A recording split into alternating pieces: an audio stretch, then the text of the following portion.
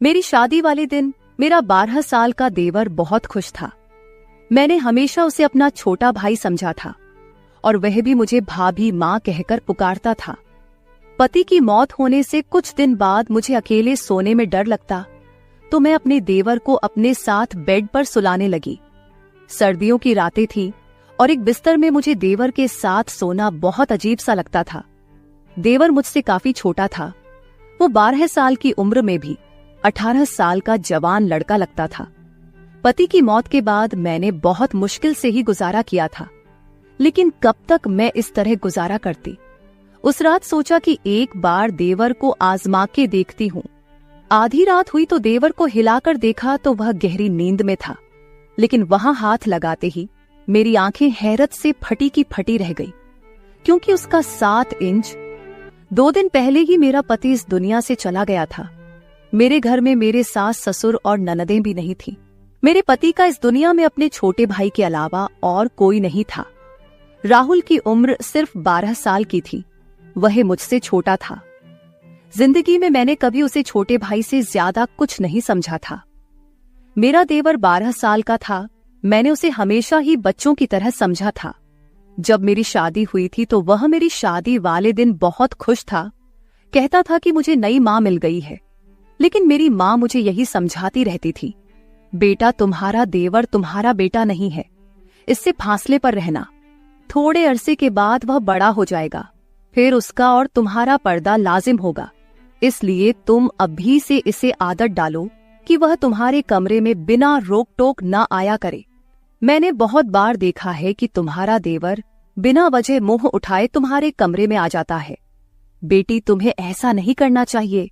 तुम एक शादीशुदा लड़की हो। तुम्हें अपने पति की भी परवाह करनी है और अपने घर वालों की भी। मैं अपनी माँ की बातें सुनती तो मुझे ऐसा लगता, राहुल के बारे मेरी माँ बहुत बुरा सोचती है, इसलिए मैं उनकी बातों पर खफा होती थी। लेकिन जब आज मैं बेसहारा हो गई, मेरा पति इस दुनिया से चला गया था, तो मेरी आंखों से आंसू बह रहे थे। मैं सोच भी नहीं सकती थी कि वह मुझे अपने 12 साल के भाई के ऊपर छोड़कर इस दुनिया से चला जाएगा। मेरी जिंदगी मुश्किल में पड़ गई थी। रो रोकर मेरा बुरा हाल था। रात के 12 बज गए थे। मेरा देवर राहुल अभी तक घर नहीं आया था। वह शायद अपने भाई के रिश्तेदारों के साथ मसरूफ था। मेरा दिल इसी बात से संतुष्ट था कि वह घर नहीं आता तो ज्यादा अच्छी बात है, क्योंकि अगर वह घर आ गया तो मुझे भी गैर महसूस होगा। मुझे रह रहकर अपनी माँ की बातें याद आ रही थी, लेकिन इस लम्हे घर के दरवाजे पर दस्तक हुई। मेरा दिल उछलकर हलक में आ गया। मैंने सोचा कि पता नहीं कौन होगा, मगर बाहर से राहुल की आवाज आई, भाभी दरवाजा खोलें, मैं हूं। मैंने डरते डरते ही दरवाजा खोला था। आज तो मुझे ये घर जंगल जैसे मालूम हो रहा था। समीर मुझे छोटा सा भेड़िया लग रहा था। पता नहीं क्यों मैं उसके बारे में इतना बुरा सोचने लगी थी। भाभी, आपने खाना खाया? उसने मुझे मासूमियत से पूछा था। नजरें झुकी हुई थी और साथ ही हाथ में एक थैली रखी हुई थी। थैली में चावल थे। चावल होटल वाले लगते थे। उसने एक प्लेट में चावल डाले और मेरे सामने लाकर रख दिए। भाभी, मुझे खाना बनाना नहीं आता। मैं आपके लिए बाहर से लेकर आया हूं। आप खा ले, वरना यूं ही भूखी मर जाएगी। मैं अपने भाई के बाद अपनी माँ को नहीं खोना चाहता। राहुल की आंखों में भी आंसू थे। कहने को तो वह मुझे माँ ही कह रहा था, मगर फिर भी माँ की बातें मेरे जहन से निकल नहीं रही थी। भाभी, आपको फिक्र करने की जरूरत नहीं है। मैं आपका सहारा बनूंगा। आप इस घर से कभी मत जाना। वह बड़ी जज्बाती बातें कर रहा था, लेकिन मेरे जहन में बहुत सारे गलत विचार घूम रहे थे। फिर उसने एक अजीब बात बोली, भाभी, आप इस कमरे में सो जाए। दूसरा कमरा तो छत के करीब है। मुझे ऐसा लगता है कि आपको छत वाले कमरे के पास नहीं होना चाहिए। और अब तो सब लोगों को पता है कि हमारे घर में भाई की मौत हो गई है, तो कोई भी बुरी नीयत से हमारे घर आ सकता है। मैं हैरान थी कि राहुल इतनी छोटी उम्र में ऐसी बातें क्यों कर रहा है। क्या उसे किसी ने कुछ कहा है? मगर जो बातें उसने की थी मुझे ठीक ही लगी थी। मैं उसके कमरे में चली गई। राहुल का कमरा दूसरी तरफ था, जबकि मैं और मेरा पति छत के करीब वाले कमरे में रहते थे। मुझे बहुत अजीब लग रहा था। आज पहली बार मैं अपने कमरे के अलावा दूसरे के कमरे में आई थी। मगर जो कुछ मैंने अपने देवर के कमरे में देखा, मेरी तो आंखें फटी की फटी रह गई थी। कमरे का दरवाजा बंद करते ही मेरी नजर ऐसी चीज पर पड़ी थी जिसने मेरे होश उड़ा दिए थे। वैसे तो वह 12 साल का बच्चा ही लगता था, लेकिन मेरी माँ की बात सही थी। राहुल जो कुछ कर रहा था वह एक बड़ा और एक समझदार आदमी ही कर सकता है। राहुल के कमरे में अपने जेवर देखकर मेरा खून खोल उठा था। मैंने तो उसे कहीं जगह पर कहीं तालों में छुपा रखा था, मगर यह सब कुछ राहुल के हाथ कैसे लग गया? बात बड़ी अजीब सी थी। मैं दिल में सोचने लगी कि मैं सुबह होते ही इसे इस बात का सवाल करूंगी, मगर उस वक्त मुझे सख्त नींद आ रही थी। मैंने दरवाजे को अंदर से कुंडी लगाकर अच्छी तरह लॉक कर लिया और फिर सोने की तैयारी करने लगी। पता नहीं क्यों मुझे बहुत नींद आ रही थी। हालांकि 2 दिन से मुझे ज्यादा नींद नहीं आ रही थी, पर आज मुझे लग रहा था जैसे राहुल के लाए हुए चावल खाकर मेरी आंखों में गहरी नींद आ रही थी। दिल में सोचा कि कहीं चावल खाने से मुझे नींद तो नहीं आ रही, मगर इतना तो मुझे मौका ही नहीं मिला। जब मेरी आंख खुली तो सुबह के 10 बज रहे थे। मैं हैरान हो रही थी कि आज मुझे इतनी नींद कैसे आ गई। हालांकि 2 दिन से मुझे बिल्कुल भी नींद नहीं आ रही थी, लेकिन आज चावल खाने के बाद मेरी आंखें ऐसी बंद हुई जैसे किसी को शराब पिला दी गई हो। मैं हैरान हो रही थी, ऐसा होना तो नहीं चाहिए। मेरे दिल में बार बार एक ही ख्याल आ रहा था कि कहीं राहुल के लाए हुए चावलों को खाकर मैं बेहोश तो नहीं हो गई। लेकिन आखिर राहुल ऐसा क्यों करता? मैंने दिल में सोचा। आंखें मलती हुई मैं बाहर आई तो राहुल सामने किचन में चाय बना रहा था। उसे देखकर मुझे बहुत बुरा लग रहा था। भाभी, आप सो गई थी, आपको बहुत अच्छी नींद आई ना? उसने मेरी तरफ पुकारते हुए देखकर कहा था। मैंने उसे फीके लहजे में यही कहा कि हाँ, आज मुझे बहुत ज्यादा नींद आई। तो क्यों नहीं आती भाभी? मैंने आपको चावलों में सोने वाली गोली मिला के दी थी। मैंने अपने दोस्त को बताया था कि मेरी भाभी को नींद नहीं आती। उसने मुझे कहा कि तुम उन्हें खाने में नींद की गोलियां मिला दिया करो, इससे वह आराम से सो जाएगी। मैं हैरान हो गई थी कि राहुल इतनी घटिया हरकत कैसे कर सकता है। राहुल, तुम ऐसा सोच भी कैसे सकते हो? तुम अपनी भाभी को बेहोश करना चाहते थे। नहीं नहीं भाभी, मैं तो आपको अच्छी नींद देना चाहता था। अब आप अच्छी खासी तरोताजा लग रही है, ये ले चाय पिए। उसने चाय मेरे सामने रखी तो मैं शक में पड़ गई। तुमने इसमें भी कुछ मिलाया तो नहीं है? भगवान की कसम भाभी, वह तो मैंने आपकी नींद के लिए, आपके सुकून के लिए गोलियां मिलाई थी। आप कहती हैं तो यह चाय मैं आपके सामने खुद पी लेता हूं, बल्कि हम आधी आधी पी लेते हैं। उसने इस गिलास से घूंट भरते हुए मुझे दिखाया तो मैं यकीन कर बैठी। मैंने कहा कि ठीक है, मुझे माफ कर दो, मैं तुम्हारे बारे में शक्की हो जाती हूं। मैं राहुल का चेहरा देखती तो उसकी मासूमियत पर मुझे यकीन आ जाता था, क्योंकि वाकई उसके चेहरे पर बहुत ज्यादा मासूमियत और शराफत थी। मैंने आज उसे कुछ नहीं कहा था। मैं जानना चाहती थी कि वह आगे खुद से क्या कहेगा, क्योंकि जो कुछ मैं उसके कमरे में देख आई थी उसकी तो कोई माफी नहीं थी। थोड़ी देर बाद उसने खुद ही मुंह खोल लिया। भाभी, मैं आपके जेवर बेचना चाहता हूँ। मेरा एक बहुत ही जानने वाला और ईमानदार अंकल है। वह हमारे जेवर बेचकर हमें बहुत सारे पैसे देंगे। हम उन पैसों से मकान खरीद लेंगे। इस किराए के मकान में हम कब तक रहेंगे? मकान मालिक तो परसों किराया लेने आ जाएगा। हमारे पास तो पैसे ही नहीं है। राहुल की बात सुनकर मैं हैरान हो गई थी। अभी तक ऐसा तो मैंने भी नहीं सोचा था। फिर वह कैसे सोच सकता था? बात बड़ी अजीब थी। मैंने कहा, राहुल, तुम्हें ये ख्याल कैसे आया कि हम एक नया घर बनाए? भाभी, मुझे आगे शादी भी करनी है। हमें सारी जिंदगी एक साथ रहना है। नया घर होना चाहिए हमारे पास। और किराए के घरों में तो इंसान सिर्फ जलील और रुस्वा होता है। राहुल की बात ठीक थी, इसलिए मैंने उसे जेवर वाले मामले में कुछ नहीं कहा। लेकिन मुझे डर था कि वह जेवर बेचकर हमारे पास अगर पैसे ना आए तो क्या होगा। मैं एक बेवा औरत थी। मेरा देवर 12 साल का था, तो ऐसे में कोई भी हमें आराम से, आसानी से धोखा दे सकता था। मैंने सोचा कि इस बारे में किसी से मशवरा कर लूं। मैं अपने मायके वालों से कहती हूं, वह मेरी मदद जरूर करेंगे। राहुल तो छोटा बच्चा था, जबकि इस बात पर मुझे अभी तक गुस्सा था कि उसने मेरे कमरे से आखिर इतने ताले तोड़कर वह जेवर निकाले कैसे, जबकि ताले टूटे हुए भी नहीं थे, जबकि इस जेवर के बारे में मैंने राहुल को बताया भी नहीं था। मुझे अब राहुल पर गुस्सा आ रहा था, लेकिन हर बार जब भी वो कुछ करता, उसकी मीठी बातें और समझदारी मेरे गुस्से की आग को ठंडा कर देती। मैंने अपने मायके वालों से कहा कि मुझे यह जेवर बेचकर घर खरीदना है। उन्होंने मुझसे कहा कि नहीं, घर लेने की जरूरत नहीं है, तुम अब बेवा हो चुकी हो, तुम्हें अब हमारे घर आना होगा। पर मैं उनके घर नहीं जा सकती थी। मैं जानती थी कि मेरे भाई अपनी बीवियों के गुलाम हैं। वह अपनी बेवा बहन को कभी भी सहारा नहीं देंगे। जिंदगी भर इंसान उनके सहारे तो नहीं रह सकता। अभी अच्छा मौका था, मैं अपने जेवर बेचकर एक घर खरीद सकती थी। मेरे पति ने अपनी जिंदगी में मेरे लिए काफी सारे जेवर बनाए थे, मगर अपने भाइयों की नीयत देखकर मैंने वह जेवर देने का इरादा तय कर दिया। अब मैं राहुल के सहारे ही चल रही थी। मैंने कहा, राहुल, तुम चाहे तो वह जेवर बेच दो। मैं अपने मायके वालों से और उनके रवैया से मायूस हो गई हूं। राहुल ने अपने उन्हीं अंकल को वह जेवर जाकर दे दिए और 2 दिन के बाद हमें एक बहुत मुनासिब जगह पर घर ढूंढकर घर की चाबी और घर के कागजात उन्होंने राहुल के हवाले कर दिए। मैं तो इस सारे अमल पर हैरान रह गई कि 2 दिन में इतनी जल्दी यह घर हमें कैसे मिल सकता है, जबकि लोगों को काफी सारा काम भी करना पड़ता है। घर का इंतकाल, घर के कागजात, बहुत सारी ऐसी चीजें होती है जिन पर इंसान को मेहनत करनी पड़ती है, वक्त लगाना पड़ता है।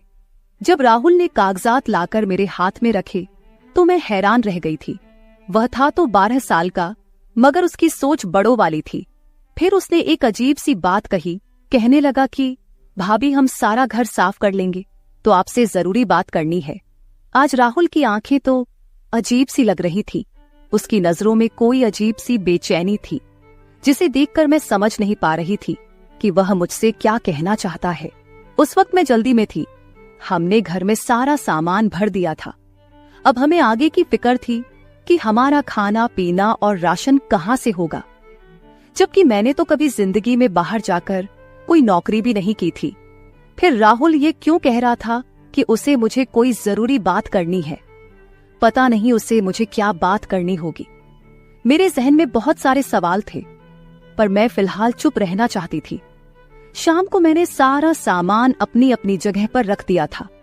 वैसे भी हमारा सामान कम ही था, ज्यादा माल और दौलत तो नहीं थी जिसे हम लिए फिरते। मैंने सारा काम करने के बाद अच्छा सा खाना बनाया। मैं राहुल का इंतजार कर रही थी, क्योंकि वह इस घर का हिस्सा था और मैं नहीं चाहती थी कि वह बाहर जाकर गंदा खाना खाए। मैंने उसके लिए खाना बहुत मेहनत से बनाया था, बिल्कुल वैसे ही जैसे अपने पति की पसंद से पहले बनाया करती थी। हर किस्म के लाड़ प्यार और नखरे उठाती थी। बहुत सारा खाना बनाने के बाद मैंने टेबल पर रख दिया और राहुल के आने का इंतजार करने लगी, मगर आज वह घर नहीं आया। मुझे बहुत अजीब सा लग रहा था। उसे इस वक्त घर होना चाहिए था, जबकि रात के 10 बज गए थे। भाई की मौत से पहले तो वह शाम को तकरीबन 5 बजे घर आ जाता था और उसके बाद कभी घर से बाहर नहीं निकलता। हम लोग जब बाहर आइसक्रीम खाने जाते तो वह हमारे साथ जरूर जाता, लेकिन अकेला तो कभी घर से बाहर नहीं गया। मुझे डर लग रहा था। मैं उसका इंतजार करने लगी, यहां तक कि रात के 12 बज गए। 12 बजे उसने दरवाजे पर दस्तक दी। मैंने गुस्से से दरवाजा खोला और उस पर बरस पड़ी। कहाँ रह गए थे तुम राहुल? तुम्हें शर्म नहीं आती? मैं तुम्हारी बेवा भाभी तुम्हारा इंतजार कर रही थी। मैंने तुम्हारे लिए खाना बनाया और तुम हो कि अपने भाई के जाते ही आवारा गर्दियां करने लगे हो। आखिर ऐसी कौन सी बात है जो तुम घर में नहीं कर सकते? तुम्हें बाहर जाना पड़ता है। तुम्हारे दोस्त को इधर ही बुला लिया करो। भाभी, मैं ऐसा नहीं कर सकता। उसने नजरें उठाकर मुझे ऐसे गुस्से से देखा कि मैं डर गई थी, मगर वह तो एक बच्चा ही था। मैंने दिल में सोचा, मैं इसे डरा धमका तो सकती हूँ। मैं यही ख्याल करके उससे बात कर रही थी कि वह मुझ पर चिल्ला उठा, भाभी बस कर दो, मुझे अब आपकी कोई बात नहीं सुननी, और जो आपने खाना पकाया है वह आप खुद खा ले। ये कहकर वह अपने कमरे की तरफ चला गया। उस वक्त वह किसी 40 साल के मर्द की तरह गुस्सा कर रहा था। मुझे इस पर बहुत अफसोस हो रहा था। वह गुस्से में था। कोई बात उसके पीछे जरूर होगी। मैंने यही सोचकर उसके कमरे में जाकर दस्तक दी। उसने दरवाजा खोला, मुझे अजीब सी नजरों से देखकर बोला, एक बात कहूं भाभी, आप मुझसे शादी कर ले वरना आप काफिर हो जाएंगी। उसकी बात सुनकर मेरी आंखें फटी की फटी रह गई थी। तुम ऐसा सोच भी कैसे सकते हो कि मैं तुमसे शादी करूंगी? कहा गया तुम्हारा माँ वाला प्यार। तुम तो मुझे सुबह शाम माँ कहते हो। अब क्या हो गया? किसने तुम्हारा दिमाग खराब कर दिया है? इतनी घटिया बात तुमने अपने जहन में सोची भी कैसे और फिर मुंह से कैसे निकाली? मैं गुस्से से आग बबूला हो रही थी। वह बिल्कुल इसी तरह बिना किसी शर्मिंदगी के मेरे सामने हाथ बांधे खड़ा मुझे टकटकी नजरे से देख रहा था। मुझे उसकी नजरों से डर लगने लगा था। मैं एकदम बोलते बोलते चुप हो गई। वहीं से वापस मुड़ी और अपने कमरे में आकर बैठ गई। मैंने कमरे का दरवाजा अच्छी तरह से बंद कर लिया था। मेरा दिल जोर जोर से धड़क रहा था। मैं सोच भी नहीं सकती थी कि राहुल ऐसा निकलेगा और इस किस्म की बातें मुझसे करेगा। मैंने तो उसे हमेशा अपने बच्चों की तरह समझा था। अभी मेरी औलाद पैदा नहीं हुई थी, लेकिन फिर भी राहुल के बारे में मेरे पति ने भी मुझे यही कहा था कि तुम्हें हमेशा उसे अपनी औलाद की तरह समझकर पालना है। उसकी माँ नहीं है, बाप नहीं है, अब तुम ही उसका सब कुछ हो। राहुल की इन बातों से मुझे बहुत तकलीफ हुई थी। मैंने सोचा था कि आज के बाद में राहुल से कोई बात नहीं करूंगी। कानूनन ये घर मेरे नाम था। मैं इस घर में खुद अकेले भी रह सकती हूँ, पर राहुल ने दोबारा ऐसी हरकत की तो मैं उसे घर से जरूर निकाल दूंगी। ये घर तो मेरे पति के पैसों का था और मेरे नाम पर था, लेकिन राहुल इसमें रहने का हक नहीं रखता था। अगर वह अपनी भाभी को इज्जत नहीं दे सकता जो उसे देनी चाहिए थी।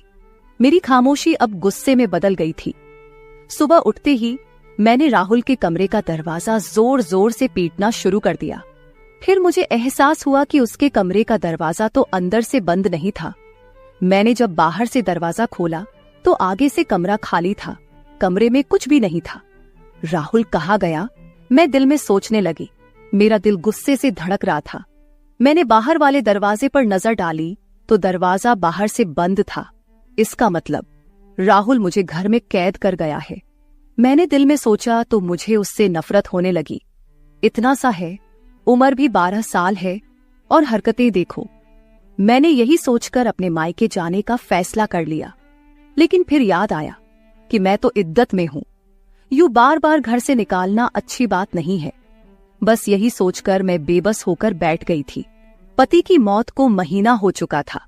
उस एक महीने में राहुल कितना बदल गया था। मैं दिल में सोचने लगी, खुदा मुझे औलाद देता तो मैं इस वक्त राहुल के सहारे ना होती। मैं अपनी औलाद के सहारे जिंदगी गुजार लेती। मगर अब मैं इसे क्या कहूं? मेरा तो इससे कोई रिश्ता भी नहीं। जिस शख्स की वजह से रिश्ता था वह तो इस दुनिया से चला गया। आज मैंने सोच लिया था कि राहुल आएगा तो मैं उससे साफ साफ बात करूंगी कि वह इस घर में नहीं रह सकता। रात के तकरीबन 6 भी नहीं बजे थे, यानी अभी रात शुरू भी नहीं हुई थी कि मेरे घर के दरवाजे पर जोर जोर से दस्तक होने लगी। मैं तो यही समझी कि बाहर राहुल होगा, पर जब मैंने दरवाजा खोला तो सामने 3-4 आदमी खड़े थे। ये आदमी बहुत अजीब गुस्से में लग रहे थे। उनके चेहरे पर दाढ़ियां सजी थी। लगता था जैसे इस्लाम के ठेकेदार हो। उन्होंने जो बात मुझसे कही थी वह सिर्फ बहुत हैरान कर देने वाली नहीं थी, बल्कि मुझे दुखी कर देने वाली थी। उन लोगों ने कहा, बीबी तुम यहाँ अकेली रहती हो? मैंने कहा, जी हाँ मैं अकेली रहती हूँ। वह लोग बोले, झूठ बोल रही है यह औरत, यहाँ इसका देवर भी इसके साथ ही रहता है, अभी भी घर में ही होगा। ये लोग पता नहीं इस मोहल्ले को क्या समझते हैं, मोहल्ले को गंदा कर रहे हैं। मैं तो कहता हूँ कि इन्हें यहाँ से बेघर कर देना चाहिए। इन लोगों का इस मोहल्ले में रहना ठीक नहीं। मैंने कहा, क्यों भाई साहब, हमने क्या किया है?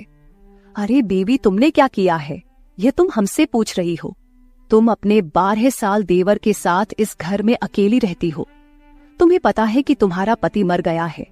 अब तुम बेवा हो गई हो। अपने माँ बाप के घर जाओ। यहाँ रहना है तो शराफत से रहो। यहाँ हमारी भी बहनें बेटियां रहती हैं। ऐसे लोगों को हम मोहल्ले में बर्दाश्त नहीं कर सकते। इन आदमियों पर मुझे गुस्सा तो बहुल आया, मगर मैं उनसे उलझना नहीं चाहती थी। मैंने उनके मुंह पर ही घर का दरवाजा बंद कर दिया। आंखों से आंसू बहने लगे। राहुल पर मुझे गुस्सा आ रहा था। यह सब उसी का किया धरा है। मैंने अपना सामान बांधना शुरू कर दिया। यहां रहना मेरे लिए मुश्किल हो चुका था।